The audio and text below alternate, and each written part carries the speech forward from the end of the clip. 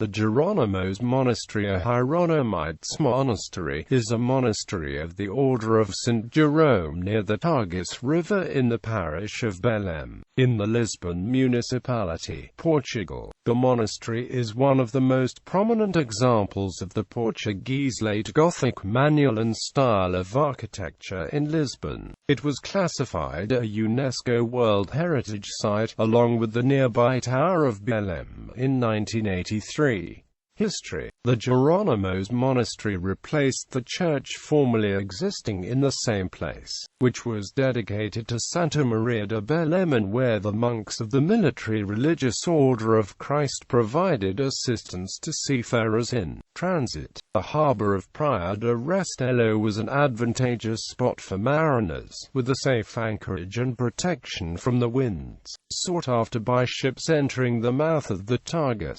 The existing structure was inaugurated on the orders of Manuel I at the courts of Montemor Velho in 1495, as a final resting place for members of the House of Aviz, in his belief that an Iberian dynastic kingdom would rule after his death. In 1496, King Manuel petitioned the Holy See for permission to construct a monastery at the site. The Hermitage of Restelo, as the church was known, was already in disrepair when Vasco da Gama and his men spent the night in prayer there before departing on their expedition to the Orient in 1497. Middle Ages. The construction of the monastery and church began on the 6th of January 1501, and was completed 100 years later. King Manuel originally funded the project with monies obtained from the Vintena da Pimenta, a 5% tax on commerce from Africa and the Orient, equivalent to 70 kilograms of gold per year, with the exception of those taxes collected on the importation of pepper, cinnamon and cloves,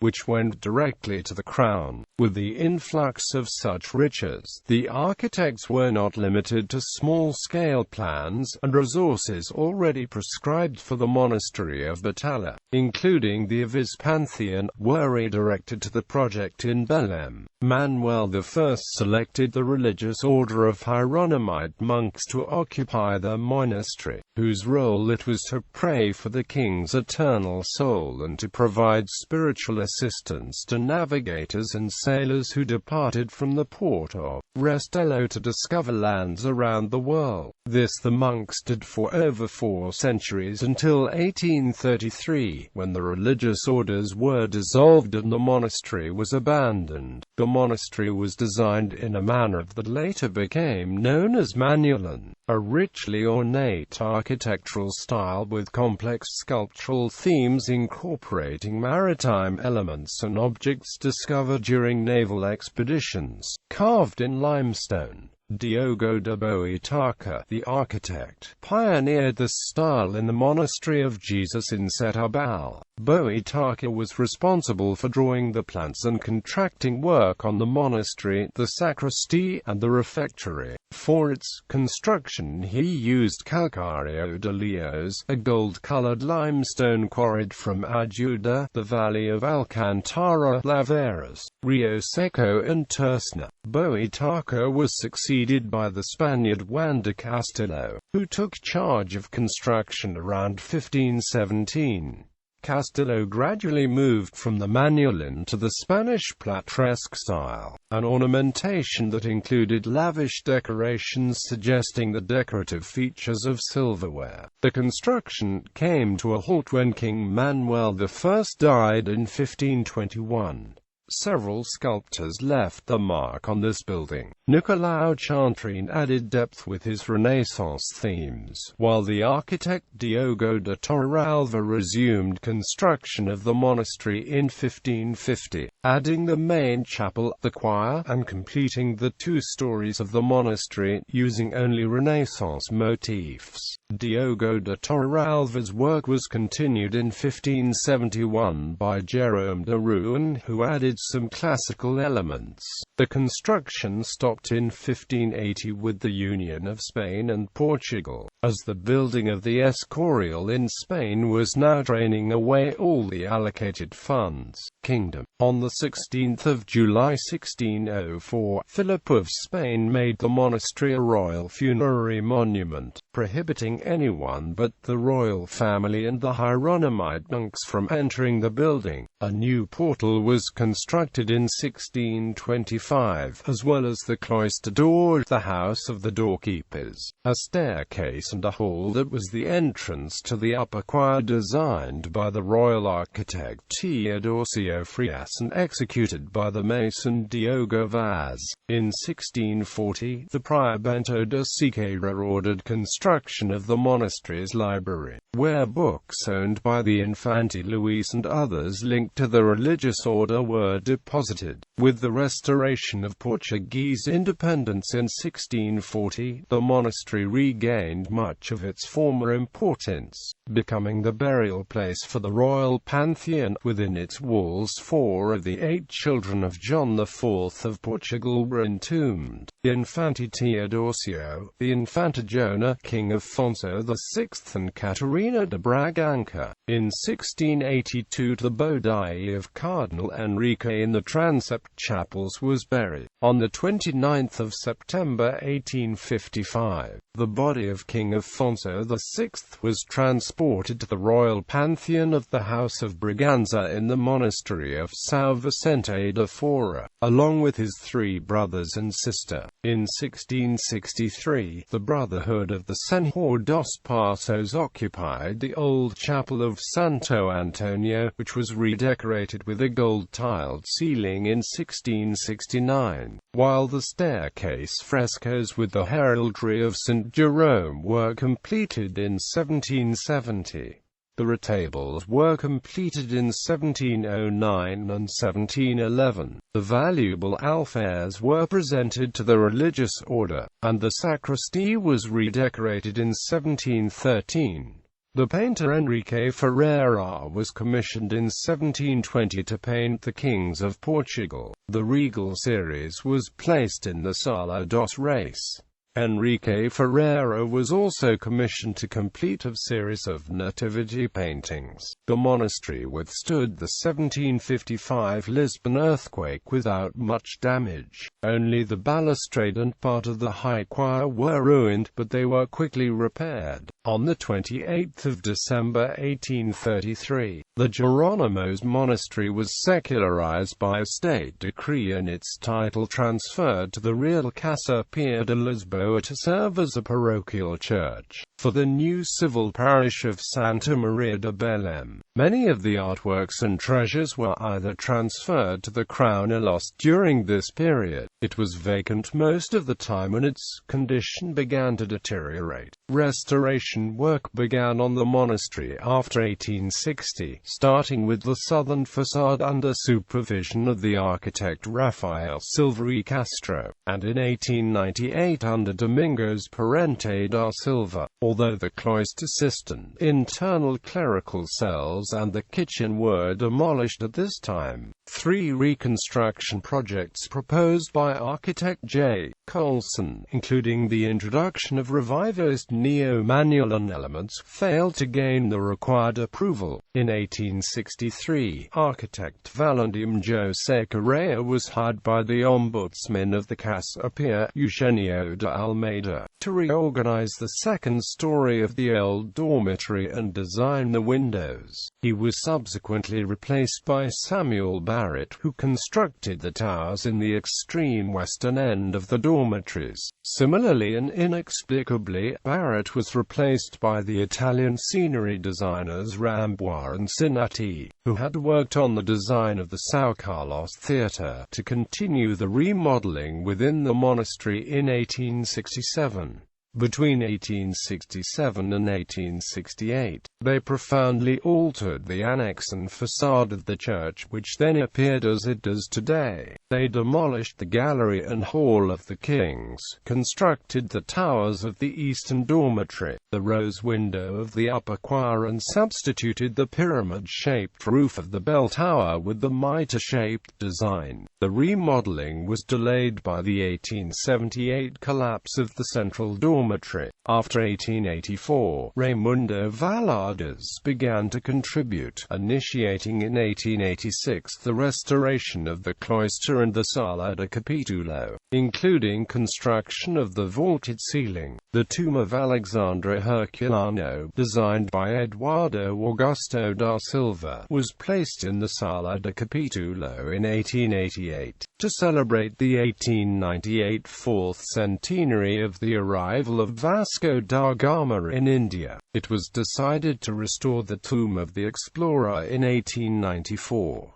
The tombs of Vasco da Gama and Luis de Camões, carved by the sculptor Costa Mota, were placed in the southern lateral chapel. A year later the monastery received the remains of the poet João de Deus, later joined by the tombs of Almeida Garrett, Sidonio País, Guerra Junqueiro and Teófilo Braga. Republic. The Minister of Public Works opened a competition to finish the annex, which would serve as the National Museum of Industry and Commerce, but the project was cancelled in 1899, and the Ethnological Museum of Portugal was installed. Further remodeling of the monastery was begun in 1898 subsequent to the work done by Parente da Silva in 1895 on the central annex, now simplified, as well as restoration of the cathedrals, which were completed in 1924 by sculptor Costa Mota. In 1938 the organ in the high choir was dismantled at the same time that a series of stained glass windows, designed by Abel Manta and executed by Ricardo Leone, were replaced in the southern facade. As part of the celebrations marking the centenary of modern Portugal in 1939, yet more remodeling was completed in the monastery and tower. During these projects, the baldachin and tomb of Alexandre Herculano were dismantled and the cloister patio was paved. In 1940 the space in front of the monastery was redesigned for the Portuguese exposition. The Casapia vacated the interior spaces of the cloister and the tombs of Camões and Vasco da Gama were transferred to the lower choir. A series of windows designed by Rebocho and executed by Alves Mendes were completed in 1950. In 1951 the remains of President Oscar Carmona were entombed in the Sala de Capitulo. They would later be transported to the National Pantheon in 1966 to join the bodies of other former presidents and literary heroes of the country. The Marine Museum, created in 1909, and the Palácio Gulbenkian Planetary would be installed in the 1962 in the annexes of the monastery. Republic. The church and the monastery, like the nearby Tower of Belém and Padrão dos Descobrimentos, symbolize the Portuguese age of discovery and are among the main tourist attractions of Lisbon. In 1983, UNESCO formally designated the Monastery of the Hieronymites and Tower of Belém as a World Heritage Site. When Portugal joined the European Economic Community, the formal ceremonies were held in the cloister of the monument. Two major exhibitions took place at the monastery during the 1990s. Four Séculos de Pintura in 1992, and the exposition Leonardo da Vinci, Home e Escala de Mundo, Mundo e Escala de Home, in 1998. At the end of the 20th century, remodeling continued with conservation, cleaning and restoration, including the main chapel in 1999 and the cloister in 1998 to 2002. On the 13th of December 2007, the Treaty of Lisbon was signed at the monastery, laying down the basis for the reform of the European Union. Architecture. Church of Santa Maria. Exterior south portal. The ornate side entrance to the monastery was designed by Juan de Castillo and is considered one of the most significant of his time, but is not, in fact, the main entrance to the building.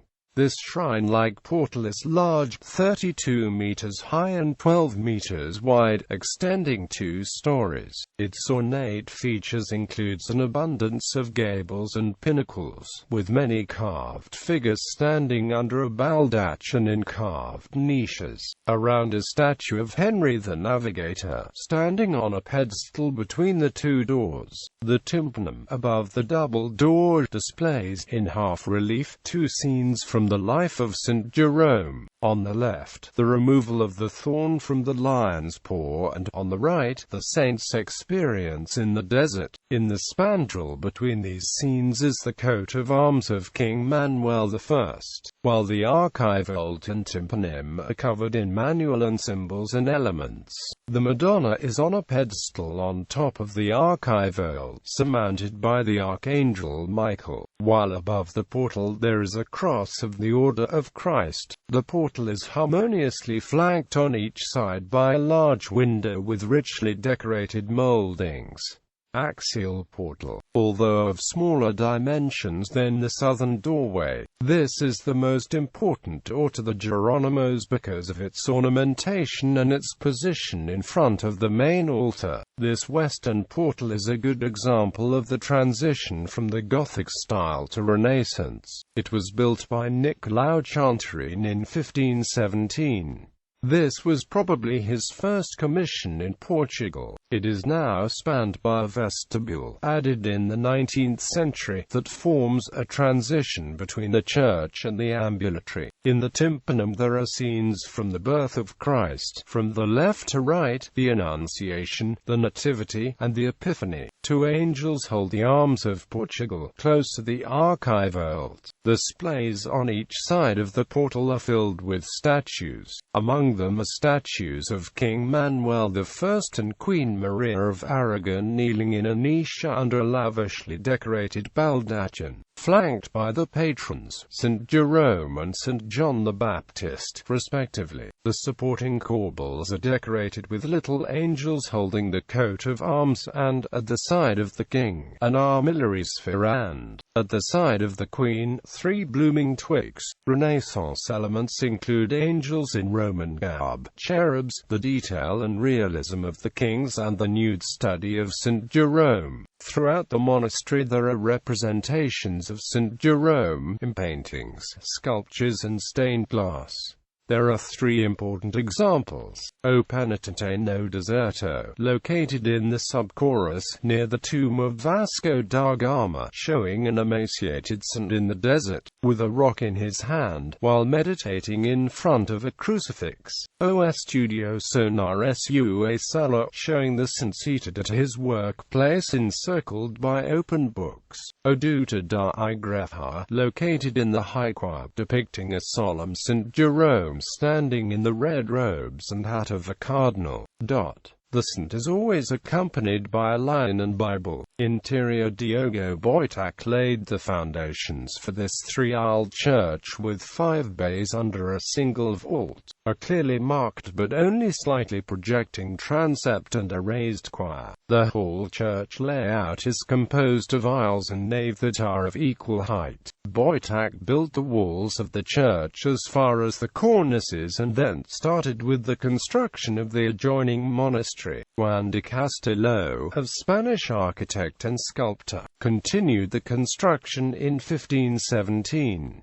He completed the retaining walls and the unique single-span ribbed vault, a combination of stellar vaulting and tracery vaults spanning the 19-meter wide church. Each set of ribs in the vaulting is secured by bosses. The bold design of the transversal vault of the transept lacks any piers or columns. While Boitac had originally planned 3 bays in the transept, the transept's unsupported vault gives the visitor the impression that it floats in the air. Castello also decorated the 625-meter-high, slender, articulated, octagonal columns with refined grotesque floral elements typical of the Renaissance style. The construction of this late Gothic hall is aesthetically and architecturally a masterwork. It augments the spatial effect of this vast building. The northern column closest to the transept there is a medallion that may have been intentionally included as a portrait of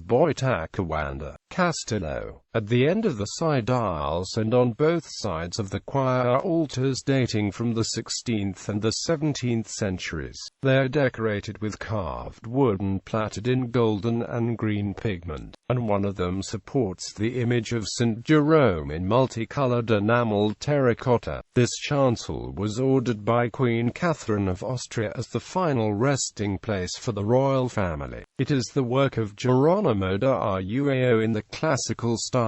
The royal tombs rest on marble elephants and are set between Ionic pillars, topped by Corinthian pillars. The tombs on the left side of the choir belong to King Manuel I and his wife Maria of Aragon, while the tombs on the right side belong to King João III and his wife Queen Catherine of Austria. Lower choir. Within the church, in the lower choir, are the stone tombs of Vasco da Gama and of the great poet and chronicler of the Age of Discoveries, Luis de Camões. Both tombs were sculpted by the 19th-century sculptor Costa Mota in a harmonious neo-Manueline style. The mortal remains of both were transferred to these tombs in 1880. Monastery work on the vast square cloister of the monastery was begun by Wojtak. He built the groin vaults with wide arches and windows with tracery resting on delicate mullions. Juan de Castello finished the construction by giving the lower story a classical overlay and building a more recessed upper story. The construction of such a cloister was a novelty at the time. Castello changed the original round columns of Wojtak into rectangular ones, and embellished it with plateresque-style ornamentation. Each wing consists of 6 bays with tracery vaults. The 4 inner bays rest on massive buttresses, forming broad arcades. The corner bays are linked by a diagonal arched construction and show the richly decorated corner pillars. The cloister had a religious function as well as a representative function by its decorative ornamentation and the dynastic symbolic motives, such as the armillarium, coat of arms, and the cross from the Order of Christ, showing the growing world power of Portugal. The inside walls of the cloister have a wealth of Manueline motifs with nautical elements, in addition to European, Moorish and Eastern motifs. The round arches and the horizontal structure are clearly in line with the Renaissance style, while at the same time there is also a relationship with Spanish architecture. The decorations on the outer walls of the inner courtyard were made in plateresco style by Castello. The arcades include traceried arches that give the construction a filigree aspect. In one of these arcades is the sober tomb of the poet Fernando Pessoa, while several other tombs in the chapter house contain the remains of the poet and playwright Almeida Garrett. The writer-historian Alexandra Herculano, former presidents Teófilo Braga and Oscar Carmona. The refectory across the chapter house has several azulejos tiles from the 17th century. In an addition added to the monastery after the 1850 restoration, the Museu Nacional da Arqueologia and the Museu da Armarinha were established.